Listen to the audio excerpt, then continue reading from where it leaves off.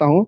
हमारी जो 2 प्रमुख मांगे हैं, सभी होमगार्ड जवानों की ड्यूटी नियमित की जाए और सामान्य कार्य का समान वेतन का लाभ दिया जाए, जो माननीय सर्वोच्च न्यायालय और माननीय झारखंड उच्च न्यायालय के द्वारा आदेश पारित किया गया है, उस आदेश के आलोक में।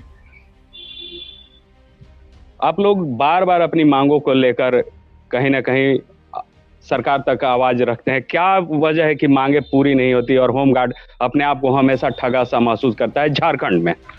सबसे बड़ी बात मैं यहाँ बताना चाहूँगा मीडिया के माध्यम से सभी झारखंड की जनता को, कि जिस समय विधानसभा चुनाव होने वाला था, उस समय माननीय मुख्यमंत्री महोदय श्री हेमंत सोरेन जी की वार्ता झारखंड होमगार्ड वेलफेयर के प्रतिनिधियों के साथ हुई थी। उस वार्ता में खुद था। माननीय मुख्यमंत्री जी ने कहा था कि मेरी सरकार आप लोग बनाइए, जैसे ही मेरी सरकार बनेगी मैं होमगार्ड जवानों को ड्यूटी नियमित कर दूंगा, समान कार्य का समान वेतन का लाभ दूंगा। परंतु सरकार बनने के बाद भी जब हमारी मांगे पूरी नहीं हुई, तो हम लोग विधानसभा के समक्ष 35 दिन का धरना दिए थे। धरना के दौरान भी झारखंड सरकार के प्रतिनिधि से वार्ता हुई। उस वार्ता के दौरान भी कहा गया था कि 2 माह में हमारी मांगे पूरी कर दी जाएंगी, परंतु अब तक होमगार्ड जवानों की मांगे पूरी नहीं हुई। आजाद भारत में होमगार्ड के जवान गुलाम की तरह जी रहे हैं। सबसे बड़ी बात यह है कि होमगार्ड को एक स्वयंसेवी टैग दे दिया गया है और इस टैग को हटाने को लेकर भी हम लोग 19 दिसंबर को पूरे भारतवर्ष के होमगार्ड के जवान राजधानी रांची में रामलीला मैदान में पहुंच रहे हैं। मैं यहाँ माननीय मुख्यमंत्री महोदय से कहना चाहूंगा कि आप होमगार्ड की बहाली लेते जा रहे हैं, परंतु उनको ड्यूटी कैसे मिले, इस दिशा में किसी तरह का पहल नहीं किया जा रहा है। तो पूरे झारखंड राज्य के होमगार्ड जवान आपसे विनती करते हैं कि जल्द से जल्द सभी होमगार्ड जवानों के साथ जो आपने वादा किया था, उस वादे के अनुरूप सभी होमगार्ड जवानों को ड्यूटी को नियमित कीजिए और होमगार्ड जवानों को समान कार्य का समान वेतन का लाभ दीजिए।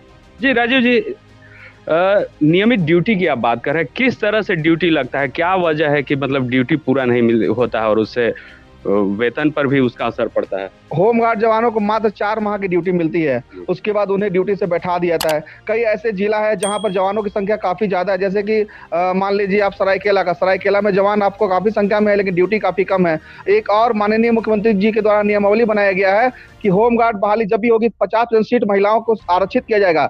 महिलाओं को बहाल तो कर दिया जा रहा है, लेकिन महिलाओं को उस अनुपात में ड्यूटी भी नहीं मिल पा रहा है। तो इस तरह से महिलाओं खुद अपने आप को ठगा महसूस कर रही हैं। जवान को ड्यूटी की समस्या काफी गंभीर है।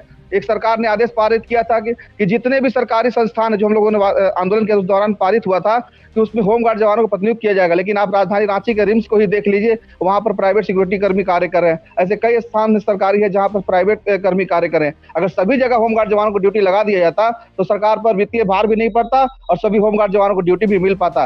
परंतु पता नहीं क्यों सरकार कान में तेल डाल के सोच चुकी है, जबकि कई बार हम लोग सरकार से अपनी गुहार लगा चुके हैं शांतिपूर्ण ढंग से। आज भी हम लोग संवैधानिक रूप से संविधान की मर्यादाओं के तहत काला बिल्ला लगाकर हम लोग सांकेतिक अपनी आवाज माननीय मुख्यमंत्री तक पहुंचा रहे हैं कि आज हमारा होमगार्ड का स्थापना दिवस है।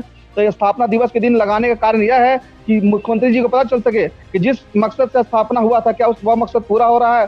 होमगार्ड जवान निष्काम सेवा कहा जाता है कि निष्काम सेवा का यह अर्थ तो नहीं कि होमगार्ड जवान को ड्यूटी ही न मिले।